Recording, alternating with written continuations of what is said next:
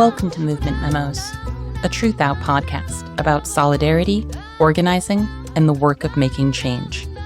I'm your host, writer and organizer, Kelly Hayes. In our final episode of 2024, we are talking about Donald Trump's ominous plans for mass deportations and how activists and organizers can prepare and respond. I will be joined today by author and organizer Silky Shah.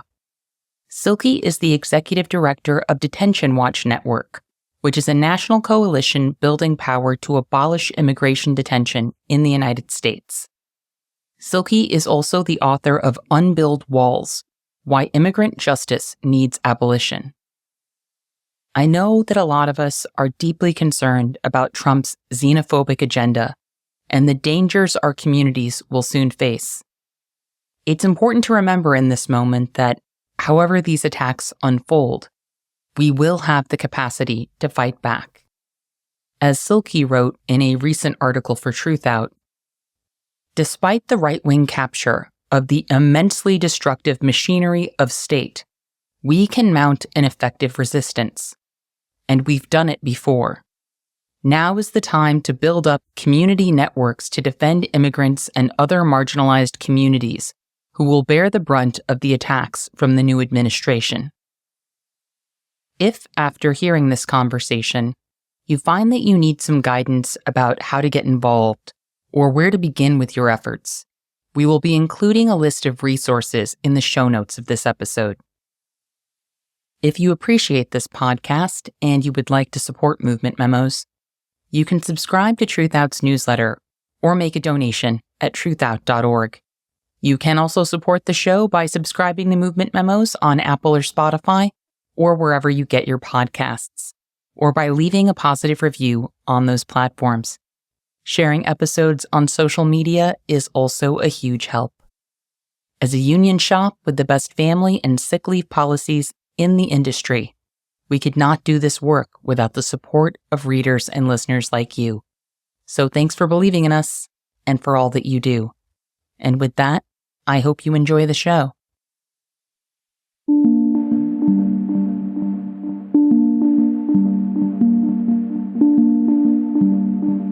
Silky Shah, welcome to Movement Memos.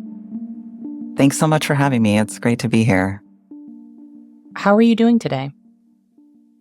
I am doing okay, about to have a little bit of a break, which I think will be helpful to fortify as, we prepare for what's to come. But yeah, I think doing as well as I can be. I think in a lot of ways, the pre-election moment was unbelievably depressing and hard and sort of confusing. And I think in this post-election moment, feeling a lot more like I know what I have to do. There's like a clarity of purpose and steps and an approach to take, and I'm sort of ready to get to work. So that's kind of where I'm at right now. That really resonates. I am in a similar place in that while I am obviously upset about what our communities are up against, I am also really focused on what I know I can do to be useful in these times. And I think that's so important because we're not all going to formulate all of the solutions, and we shouldn't pressure ourselves to have all the answers right now. This is a time for learning and planning and figuring out what we can contribute. And like you, I also have a break coming up soon. This is actually our last episode of the year.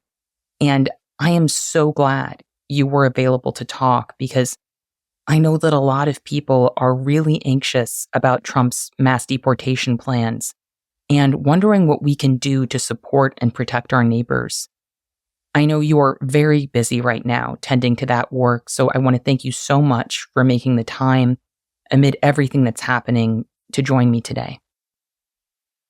Yeah, I'm a really big fan of this podcast and your work, so really honored to be here. Well, coming from you, that means a lot. Before we dive in, Could you take a quick moment to introduce yourself and tell the audience a little bit about your work? Yeah, um, my sort of title is Executive Director of Detention Watch Network, which is a national coalition building power to abolish immigration detention in the U.S. We've been around since the late 90s after there was some really harsh immigration bills that have passed. And we, over the years have evolved and now are a network of organizations across the country, over 100 organizations sort of doing both local grassroots organizing to end detention and also policy work, advocacy work at the state level and federal level. We work with people who have formerly been detained and their loved ones and do a lot of capacity building. And we also do a lot of narrative work around these issues. And so that's kind of the range of stuff that we do. I've been organizing around prison issues, prison industrial complex issues, and immigration for over 20 years now. I'm from Texas, and I started organizing around these issues in the aftermath of 9/11 when there was this sort of prison boom happening, especially at the border. And I was this, at the time, sort of referred to as a criminal justice advocate or organizer, but actually so much of the work I was doing was trying to stop new jails and prisons that were meant for immigrants in the sort of post 9/11 aftermath. And so that's how I started doing this work, a lot of work to stop expansion, and over the years, and in moments when we've had some openings, actually doing a lot of work to shut down existing detention centers. And yeah, it's a bit about me. So, obviously, many of us are deeply concerned about Trump's mass deportation agenda. A lot of people have been asking me what we should expect and what we should be doing to prepare. So let's start by talking about what we should expect. What do we know and not know about what's about to happen with regard to immigration? And how do you expect Trump's policies to differ from those of previous administrations? So there's a lot we know, and like you said, there's a lot we don't know. In terms of what we do know is that the way that immigration enforcement has worked in moments when there have been really large-scale deportations of people currently living in the U.S., it's often happened through the criminal legal system. And it's happened through relationships between local sheriffs and the federal government. There's this sort of symbiotic relationship where actually the way the federal government operates, both in terms of immigration and customs enforcement and the U.S. Marshal Service, is by outsourcing a lot of their detention capacity to local jails and then, of course, private prisons, which gets a lot more attention. But often these local counties have a stake in whatever type of contract, whether if it's a county jail or private prison. And local sheriffs are also often, or have been in the past, deputized to be immigration enforcers through a program called 287G that came about in the 90s and was implemented after 9/11. And right now, actually, a lot of the 287G programs that exist happen through jail enforcement, really only happens at the jail level, but we could see under Trump a sort of re-implementation of local police who are in the field having immigration authority, which is a huge concern.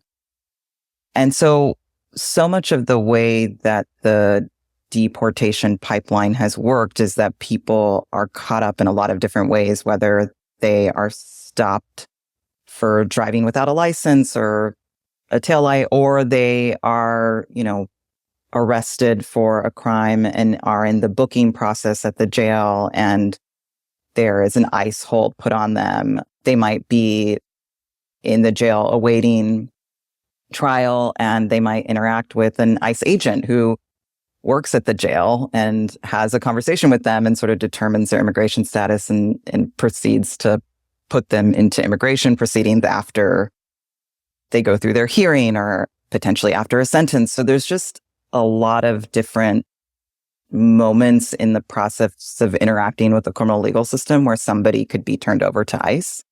And of course, for most what we're seeing right now is that people who currently live in the US who are in immigration detention often are people who have had a criminal conviction, a criminal record. They've been in jail or in prison, and then after completing a sentence, being turned over to ICE. And that is a large portion of who is in jail, like people who've been out of community to some degree. And so that's, I think that's something to understand, is that so much of this is about how different law enforcement agencies interact. And ICE is really, really highly dependent on local sheriffs and local police to carry out the deportation process, which, I can talk more about how we can throw a wrench in that, but that's what we know. We know that that's going to be a big part of the way this happens. In terms of the other things we know, and they've already sort of indicated, is a massive expansion of the detention system. In the first Trump, term, we saw basically detention go up to at a height of 55,000 beds, a capacity to hold 55,000 people at any given time. And over the course of 2019, we had 500,000 people go through the detention system. Sometimes people will be in detention for 2 weeks, sometimes 30 days.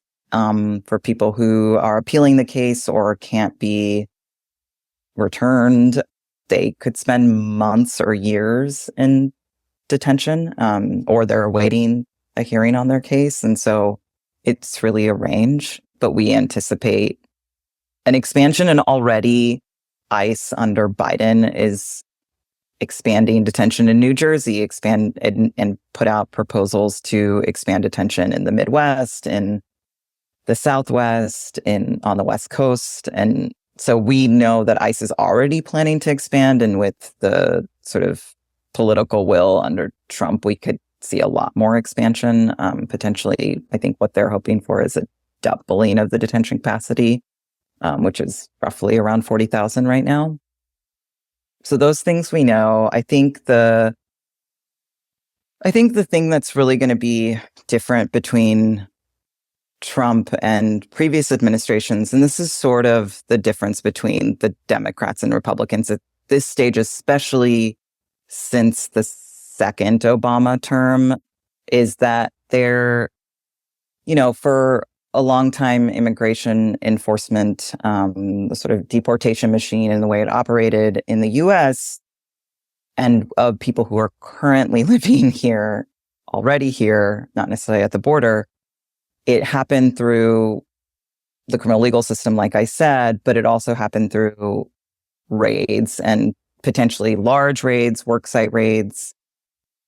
Some famous ones happen in Mississippi, Iowa. Often they're in the Southeast and Midwest. And they're really just incredibly disruptive. Hundreds of people in community being taken all at once, many of whom are parents who are separated from their children sometimes ending up in foster care because of them. People both getting charged around their immigration violations, but sometimes also being prosecuted for immigration violations. So they might have a both civil immigration proceeding and a criminal proceeding at the same time. People will end up in jail for months, sometimes longer. And it really can fully destroy a community and have long-term impacts. And so I think that is probably the big sort of difference that you might see. The worksite raids is something that the Obama administration really moved away from because of a lot of sort of concerns around the impacts, and it sort of resulted in the Obama administration really more closely tying the criminal legal system and immigration system together. Under Trump, they tried to do a lot of these, like all the things and the worksite raids. And then under Biden, we have seen, both because of a lot of wins, which I can talk about, and sanctuary policy and and affirmative relief, and also because of this sort of hyper focus on the border, there's been less, raids and attention to sort of focusing on targeting people within the interior of the country. And I think that's the big difference. Like, I think ultimately one of the things that we were able to do, especially with the level of mass deportations that were happening under Obama, where it was rampant and hundreds and thousands of people in community were being taken each year, it became politically unpopular. And I think that's the big sort of difference between the Democrats and the Republicans. There's the way the Dems have approached this has very much been through the criminal legal system and this good immigrant versus bad immigrant frame, whereas the Republicans are very much in let's just target everyone, and everyone is perceived as a problem, and all immigrants are scapegoated in this way. And so both the raids and both the sort of criminal legal system strategies are in place. And that's a lot of what we know is going to happen. It's going to be large-scale raids that are going to be a spectacle and a lot of law enforcement targeting community members. There's been a lot of talk about the role of the military and the use of the National Guard, which has happened to some degree, but I think right now that's harder to say what scale that's going to be at, and also the use of sort of military bases for detention. I think those are things that are a little, again, I think it's going to be a lot of spectacle, but it's hard to say to what scale that's going to be and how that's going to look.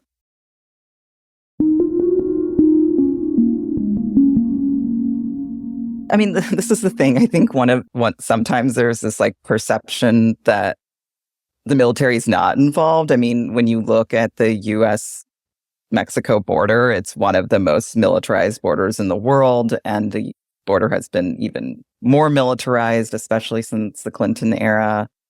And, a lot of Border Patrol sort of see them, they're kind of this cross between like soldier and cop. Like, there is this sort of like sense of protecting the homeland through like immigration enforcement. So I think, yes, absolutely, there's a deep connection there, and a lot of it's already so militarized.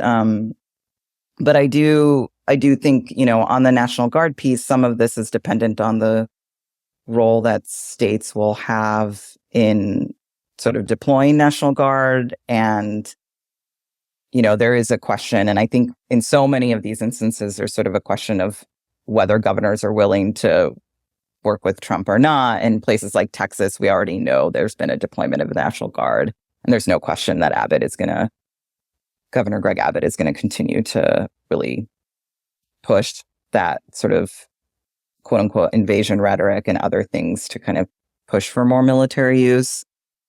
So yeah, I have a lot of concerns around that, and I worry about the spectacle around it. But in terms of the scale of what is going to happen, I really do believe that like the place where they're gonna, like, they have the ability to sort of round up people in the sort of easiest way is through the criminal legal system. And we have to continue to also really, throw wrenches in that process.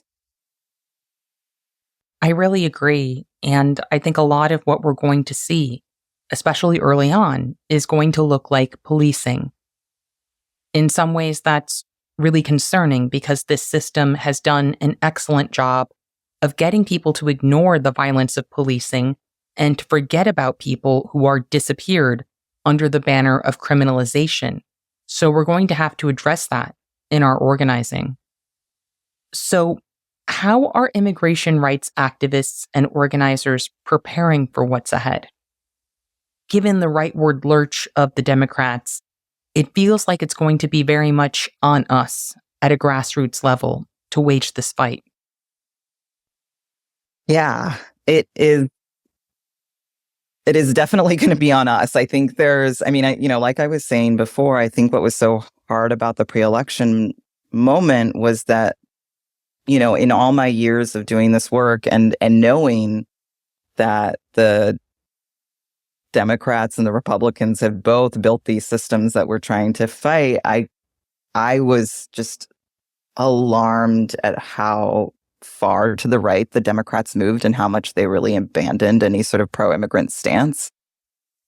So I worry about that, but I also know that, we gained a lot of ground to stop those rampant deportations under the Obama administration through sanctuary policy, through those efforts to kind of stop the use of the criminal legal system to target immigrant communities. And so I think that's going to continue to be a really core place where we can sort of put up a firewall or some way to prevent targeting of communities. And it's been really successful in places like California and Illinois and New Jersey that have really large immigrant populations.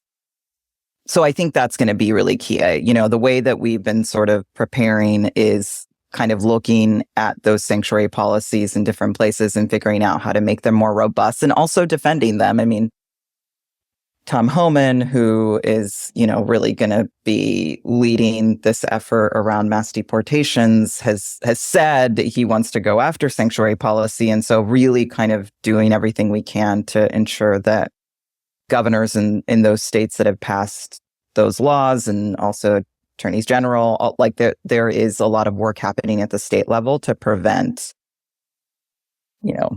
stripping of those policies and then making them more robust. I mean, you have a lot of sanctuary policies in place that have carve-outs, and that's still kind of, pushed as sort of who's deserving and who's undeserving, the good immigrant versus bad immigrant frame of, if you have a certain type of conviction or if you are XYZ, you should not benefit from these sanctuary policies, and trying to kind of show that actually, no, like we need to really fight for everyone in this moment. I think it's going to be really important. I think I have a lot of concerns about those places where it, like Texas and Florida, Louisiana, Georgia, places where it's going to be harder to make the case. And there's also a lot less resources. And these are the places where you're more likely going to see those worksite raids or community sweeps or, courthouse arrests or other types of raids happen and not have the same type of legal support available or investment in organizing and sort of community support. And also you're having, Greg Abbott, Ken Paxton, these individuals who are really ready to work with Trump and sort of, doing everything they can to terrorize immigrant communities in those places. And so I worry about that, but we are also organizing a lot across those states. And this is one of the strategies that I think has been so important, especially since the Obama era, where it was, an opportunity to learn from each other. And a lot of the work that we do at Detention Watch Network is sort of bring these communities across the country together who have sort of similar political conditions and strategize what are the ways we can stop some of these new bills going into effect. So really looking at January to May of next year when state legislative sessions are in place and trying to make sure we can, do what we can to stop these new bills from going into effect. I think that's going to be really important. And I think in the long run, there's so much need to actually invest and build in those communities where it is that much harder. And so I think that, that's going to be a really big part of our fight. So a lot of our preparation has basically been, making sure people can get whatever they can in order prior to January 20th. Doing a lot of Know Your Rights presentations, making sure people have the information that they need in various languages. A lot of movement calls on sort of some of these lessons around sanctuary policies and defensive state fights, and also site fights against detention expansion. We've been doing this for many, many years, and there's a lot of incredible strategies that have been employed to prevent expansion. I know you're in Illinois, which is just, I think, one of the most phenomenal fights of whack-a-mole I've ever seen against the expansion of detention. ICE has been trying to build a large immigrant detention facility in the Midwest for years near the Chicago field office and has been really unsuccessful because of the incredible organizing there. And so, I think there's a lot of people who are ready to, stop the expansion that they're proposing. Yes, we have had a lot of great organizing here in Illinois.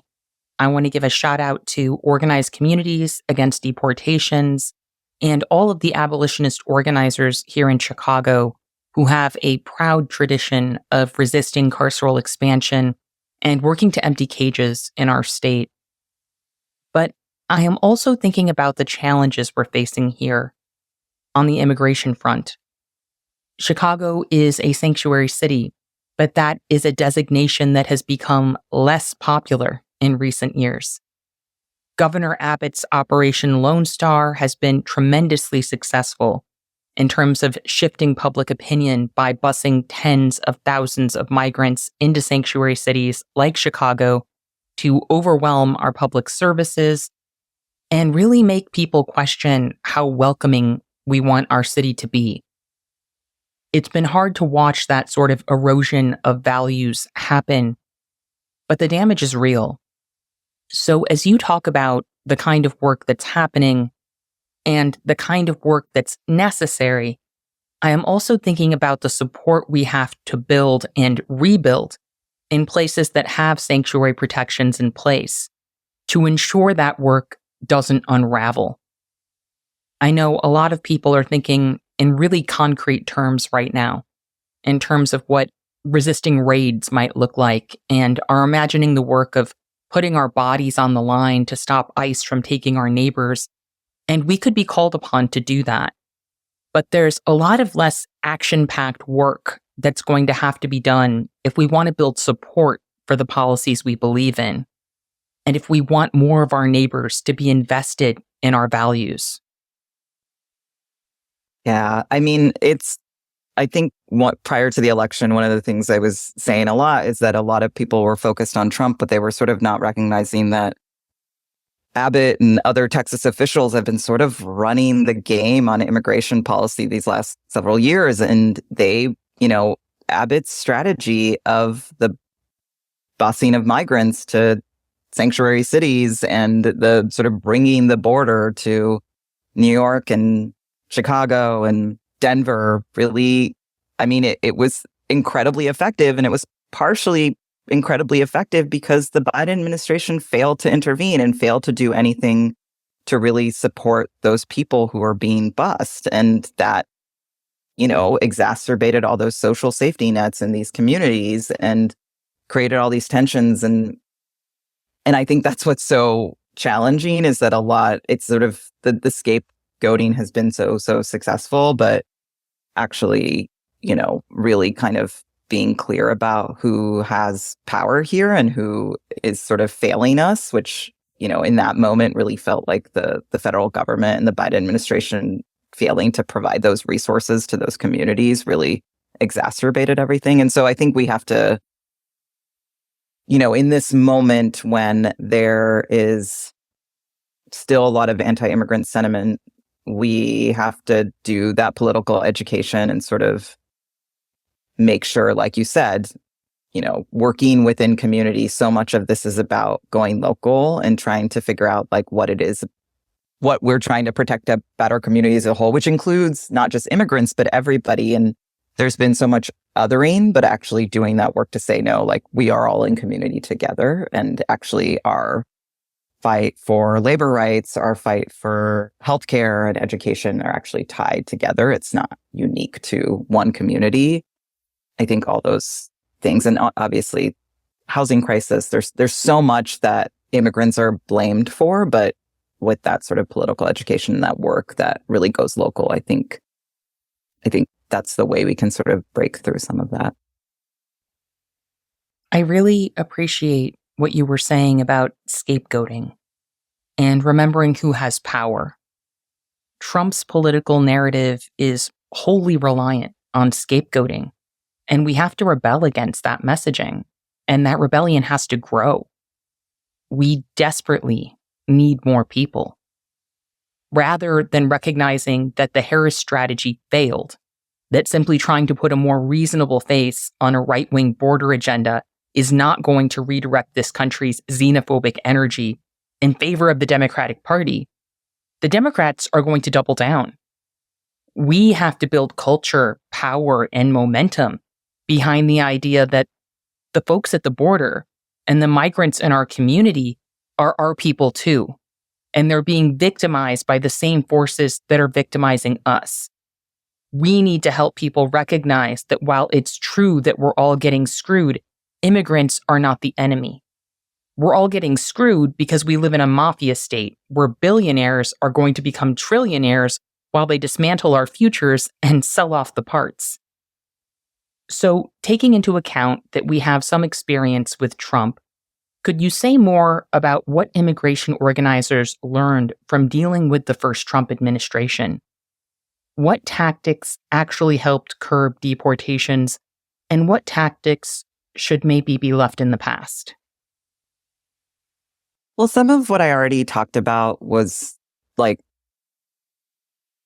able to be that much more effective whenever Trump came into office. So those sanctuary policies, I mean, a lot of it was starting to move in the Obama years, but actually once Trump came into office, a lot of that sort of good immigrant versus bad immigrant frame, the Democrats weren't as beholden to it as they were prior to Trump coming into office. So we were able to move sanctuary policy in really, really incredible ways. And so many more states passed sanctuary bills. And then also, since then, we've seen 7 states pass anti-detention bills in some form or of another. So that I think that continues to be an important strategy. And I do think it's going to be harder this time around. And there's a lot of ground we're going to have to regain. But I still think that is going to be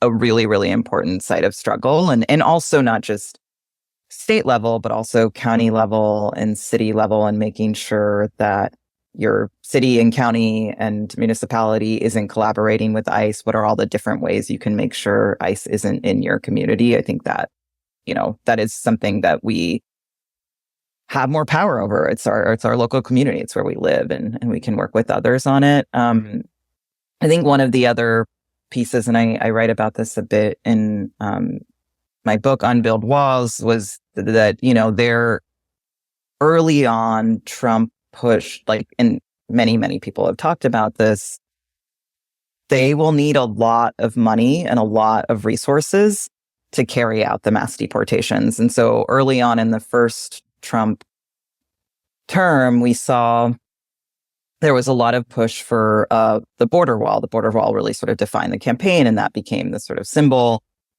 But in addition to getting money for the border wall, they were also trying to get money for more detention beds and more ICE agents and more Border Patrol agents. And so what we did was launch a campaign called Defund Hate, which actually was trying to get members of Congress to agree to cuts in funding to ICE and Customs and Border Protection and DHS generally. And up until this point, a lot of Democrats perceived more funding for ICE as a good thing because that meant that they could treat people in detention better. And this was a moment we were able to kind of disrupt that idea and say, no, they're just going to expand beds or not. Conditions are just terrible, and they're going to stay terrible. These are, jails and prisons that are used for detention. They are what they are. And we actually just need to make sure people aren't in them. That's the best way to protect people. And so I think the defund strategy was really effective in that time also because it was a similar case. There was a Republican trifecta, which meant the presidency, in addition to the House and Senate, were Republican-led, and the Democrats had some leverage because in order to get a funding bill passed, you need to have the Democrats to agree to something. And so that gave us some leverage, and we were able to block over that time some additional $15 billion in funding that Trump had requested and the Republicans had requested. And so I think this is going to be harder this time around, but I do continue to think funding, appropriations, the way that funding works for all the things that they want to carry out is going to be a really important way for us to stop them from carrying out the mass deportations. In terms of, other strategies, I do think legal support and litigation was essential, but I think one challenge of that era was that there was a lot of quote unquote outsourcing of the resistance to lawyers. This is something that abolitionist scholar Derica Purnell has talked about. Like, there was this element of, okay, here they just put up this Muslim ban, or there's this family separation policy. Let's just make sure everybody has a lawyer, or there is a litigation strategy and ACLU is on board. And I'm not arguing that any of those things are bad. It's great. Like, those are things we absolutely need. But I think it failed to understand that we actually need ordinary people to take actions and to be a part of the sort of community resistance around this and start to build power. Because if we just kind of perceive this as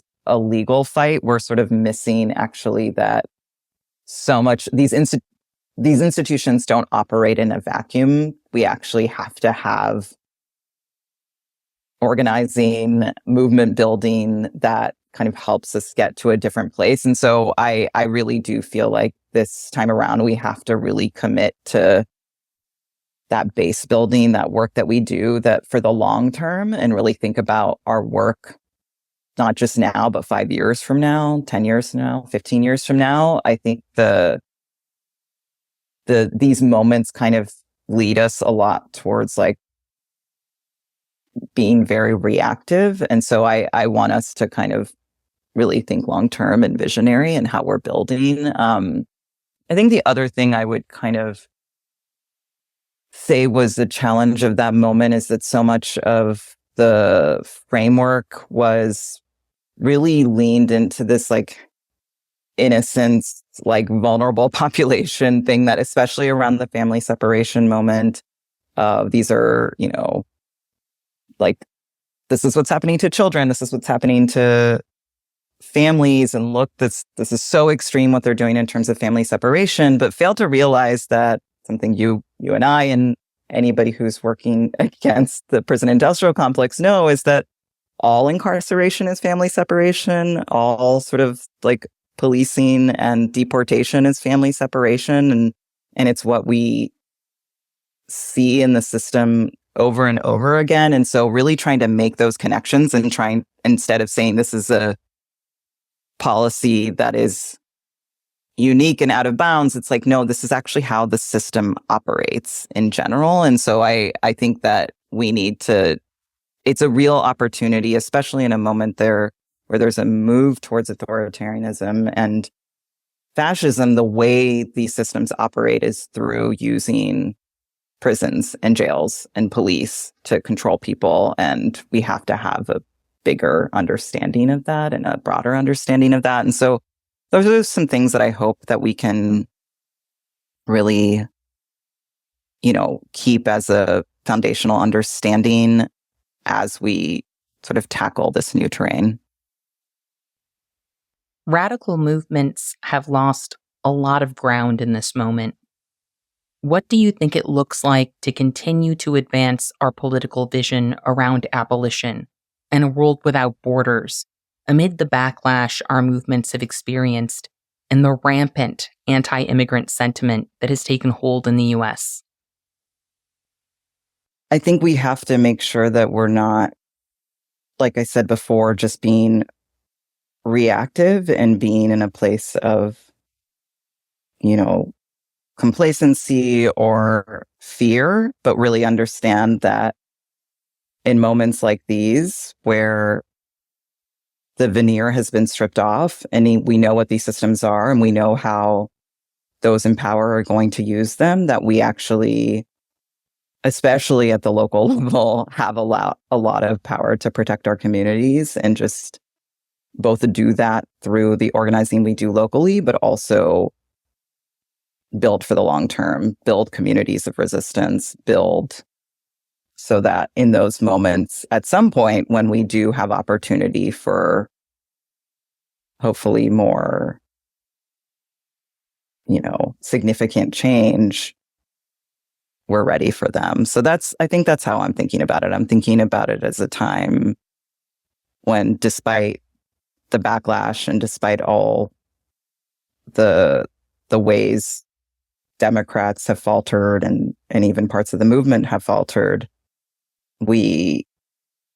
those of us who are working against the prison industrial complex and working against immigration enforcement and deportation can really,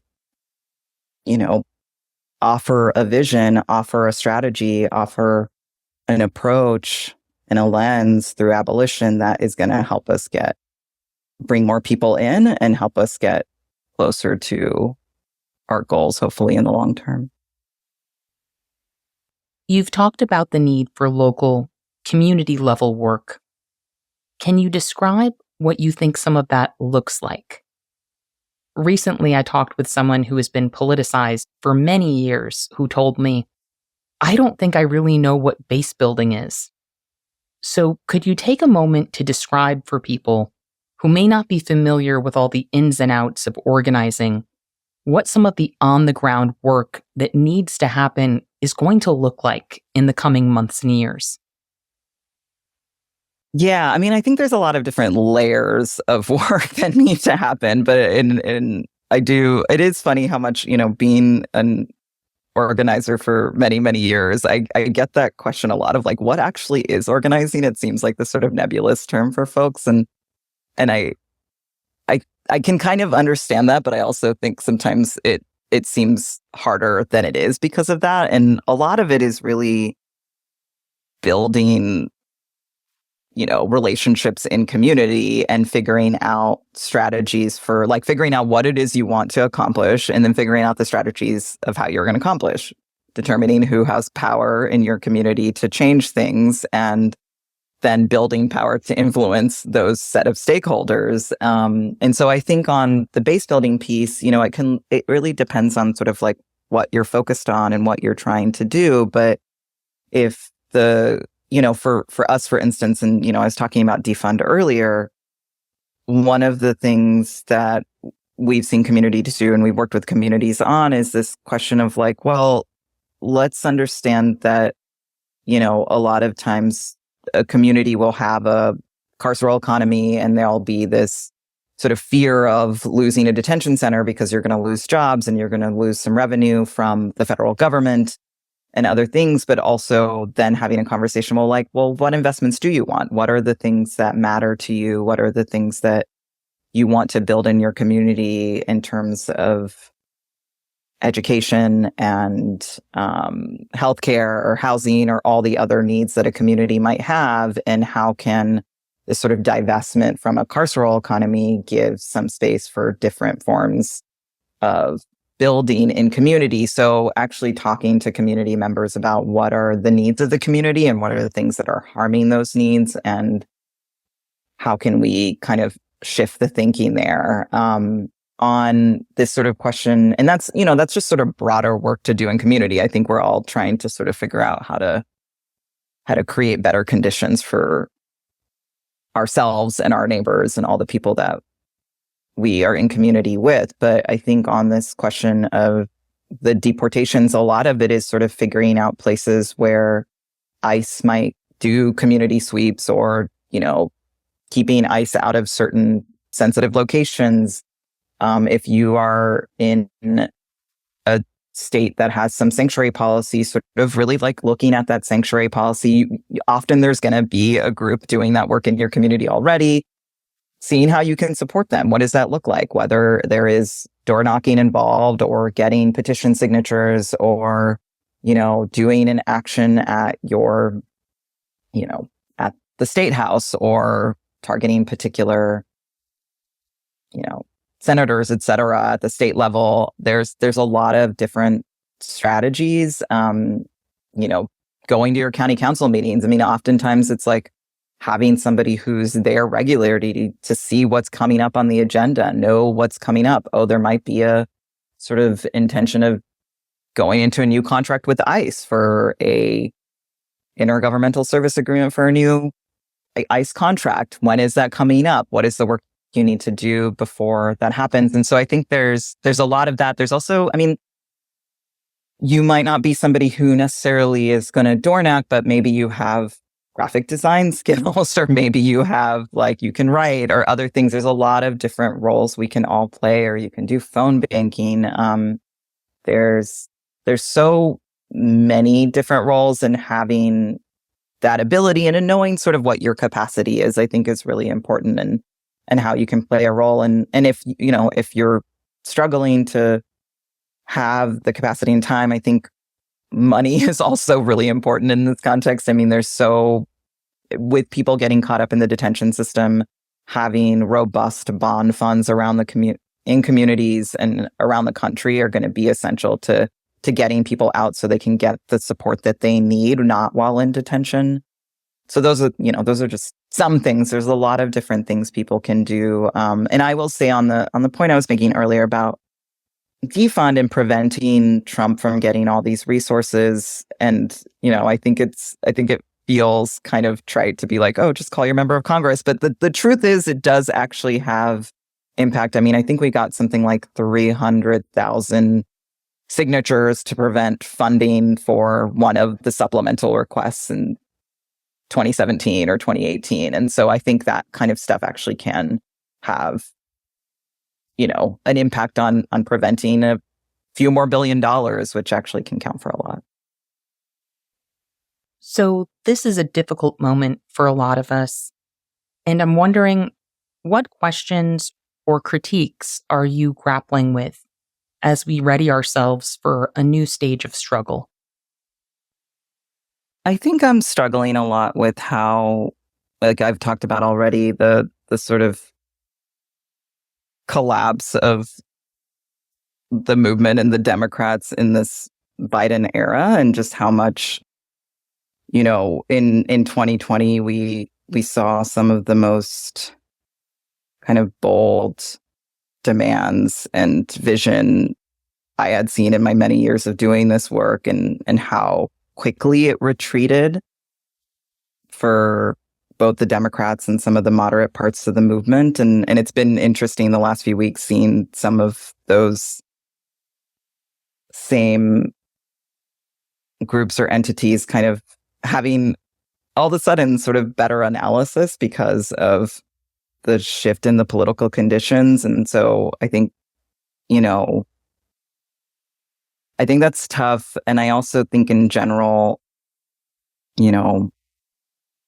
for me as somebody who has spent much of my adult life fighting these systems and really kind of making the case for those people who are perceived as disposable, perceived as not worthy of certain rights, and, having sort of been labeled the quote unquote bad immigrant, reckoning with the fact that actually like my sort of work and the work that we do at Detention Watch Network was that much harder in the context of there being this sort of abandonment of any pro-immigrant stance, or even this idea of like fighting for immigrants at all. I mean, for a long time, the Democrats were on the surface at least saying something that was pro-immigrant, even if they were doing all these horrible things. And now to be in this place where they weren't even doing that, I think I'm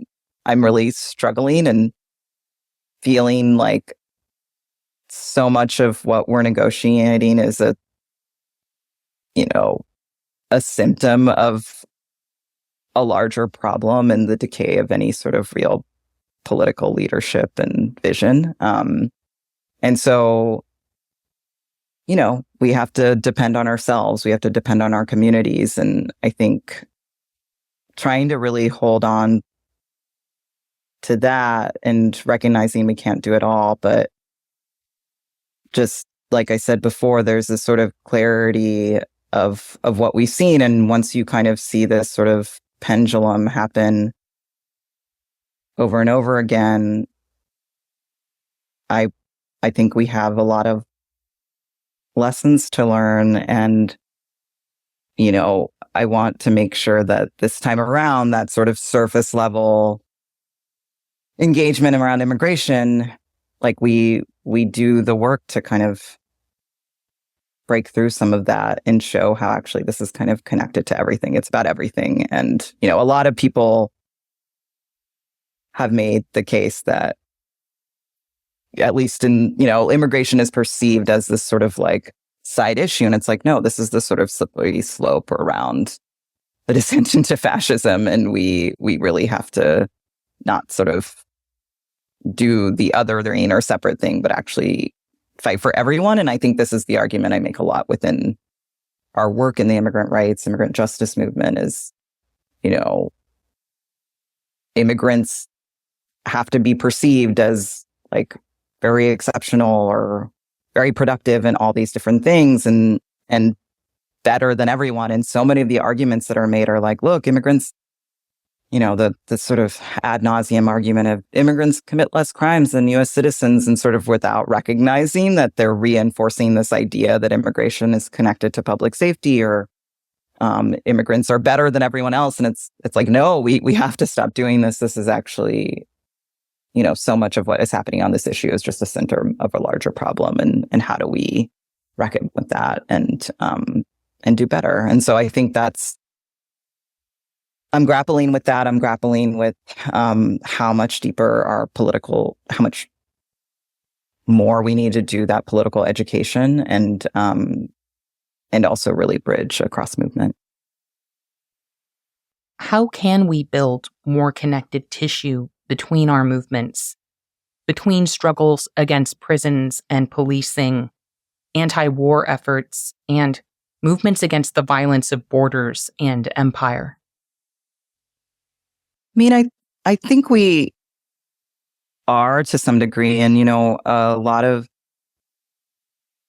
the sort of goal I had in writing my book Unbuild Walls was to kind of really push this understanding that our fight for immigrant justice was sort of inherently tied to the fight for prison abolition, and it's inherently a racial justice fight and racial and economic justice fight. And I think that's something that the movement evolved around. But, you know, one of the other areas I think the immigrant rights movement has really failed to sort of embrace, especially in the context of, you know, this pro-American stance, is not being really an anti-imperialist movement, not really having a sort of understanding of US empire and the role that it's played in the conditions that we're in and the reason why people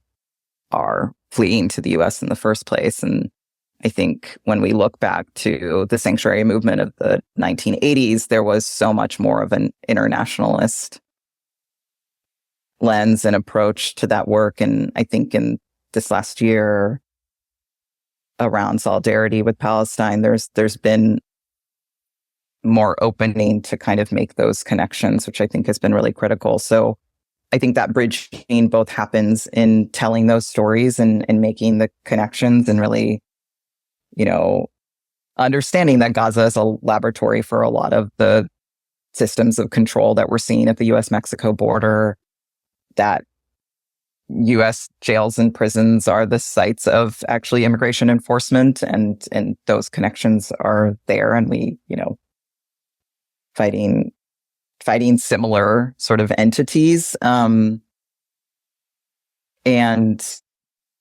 you know, when you look at the sort of question around divest, invest, so much of the money that the US spends goes to the military and also to DHS and law enforcement. So trying to make those connections. And I think that's actually been a really key place of trying to kind of connect with groups that are fighting US militarism. So I think those are some key strategies that we can utilize. But I really do feel like it's that sort of question of how do we as a movement fighting against deportation not just embrace a sort of racial and economic justice lens, but also an anti-imperialist lens. I really appreciate that question. And I think that we're going to have to continue to complicate our analysis on all of our fronts of struggle, because it's really easy to oversimplify our concerns in moments of urgency. And we really have to resist the kind of simplicity in our arguments that divides us up for disposal.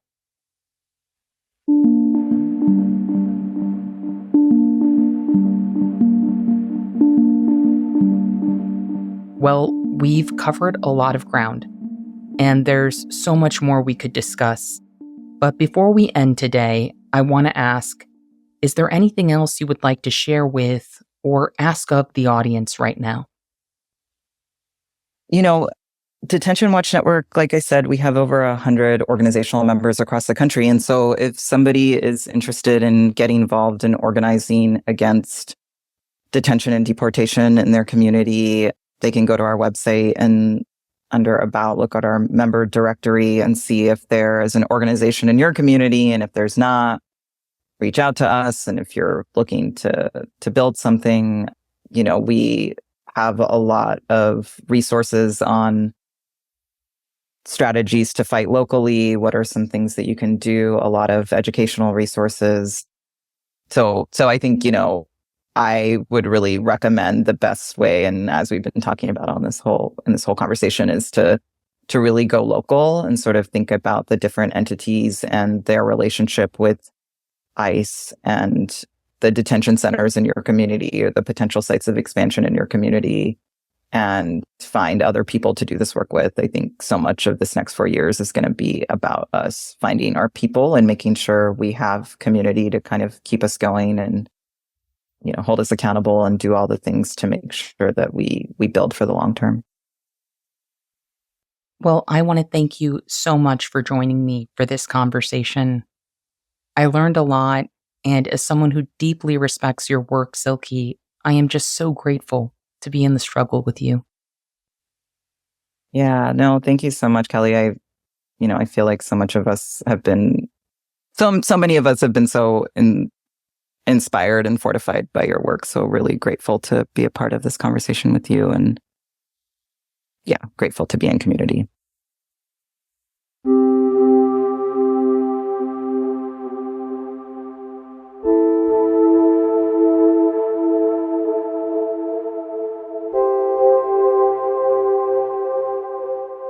Well, I hope you all found this conversation as useful and grounding as I did. As I mentioned at the top of the show, we will be including a list of resources in the show notes for folks who want to get more involved. This is a multi-pronged fight, and there are a lot of layers of work to invest in. If you live in an area that has sanctuary policies in place, your efforts might involve building renewed support for those policies and pressuring lawmakers to maintain them, and expressing support for those who do. One of the very real risks of this moment is that Democratic mayors and governors could buckle under federal pressure. Tom Homan, who Trump has named as his incoming border czar, has promised that federal funds will be withheld from states that do not cooperate with Trump's mass deportation plans. We don't know what those financial reprisals will look like, but given Trump's efforts to resurrect impoundment, a long-restricted presidential maneuver to seize the power of the purse from Congress, the administration could be planning to target funds for healthcare, transportation, disaster relief, and more. We don't know how those efforts will play out. Personally, I am worried that some Democratic mayors and governors might actually be eager to capitulate if Trump's attacks can provide plausible political cover. Operation Lone Star has cost sanctuary cities hundreds of millions of dollars. Some Democratic officials might be tempted to cooperate with anti-immigrant policies that target new arrivals or that prevent migrants from reaching their cities. It will be up to us to deepen our community's investment in sanctuary policies and to make Democratic leaders recognize that there's a cost to abandoning those policies. We also need to create the kinds of groups and formations that can respond to community needs when our neighbors are under attack. In addition to the resources featured in the show notes of this episode, Silky and I both recommend checking out Dean Spade's book, Mutual Aid: Building Solidarity During This Crisis and the Next. While I know people are probably inclined to focus on what hands-on action looks like right now, the first step in any meaningful course of action is going to be to find our people and to organize ourselves strategically according to our shared values. This is a time to think deeply about what organizations to support and learn from, and about how to make decisions together, effectively, in small dynamic groups. Lastly, I just want to mention that while the current moment may feel bleak, political conditions can transform quickly. The work we put in, when the drumbeat of change feels distant or even absent, will have short-term and long-term impacts, all of which will be important. Catalyst moments, when the political terrain shifts beneath our feet and the impossible suddenly feels attainable, come without warning. Such moments can flicker and burn out quickly, but they can also foster transformative change. As Silky writes in Unbuild Walls, catalyst moments usually come about when something happens that challenges our idea of what is right and just, something that goes so far beyond the bounds of what is acceptable that we must express outrage and do something in response. Often their staying power and ability to create change depend on how prepared our movements are when these catalysts happen.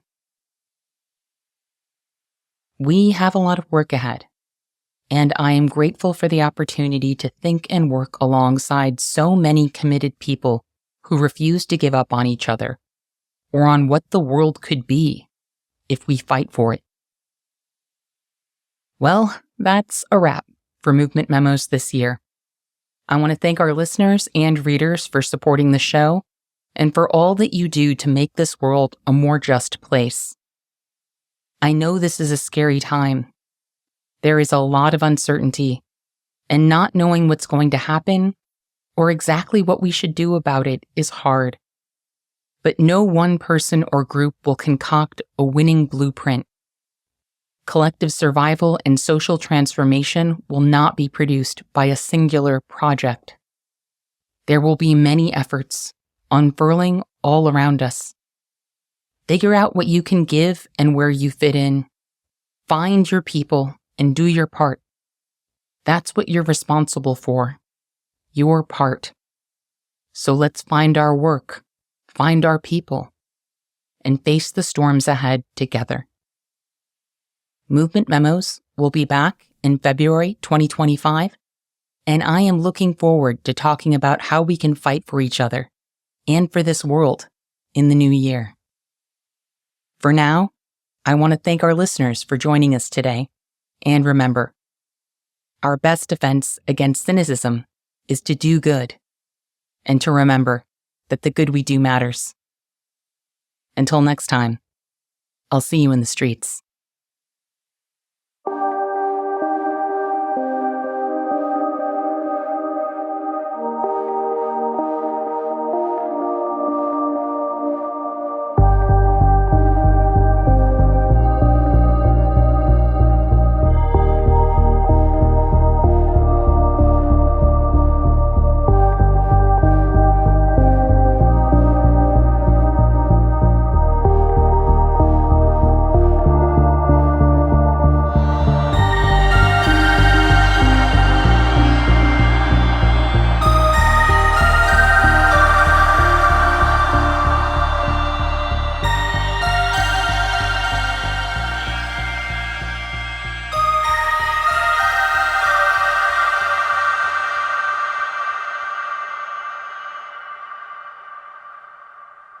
Thank you for listening to Movement Memos.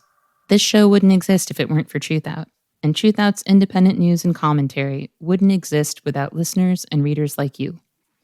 We have no paywalls, no corporate sponsors, and no ads. except for fundraising appeals like this one. So if you can and would like to support our work, please consider dropping by truthout.org to make a donation today.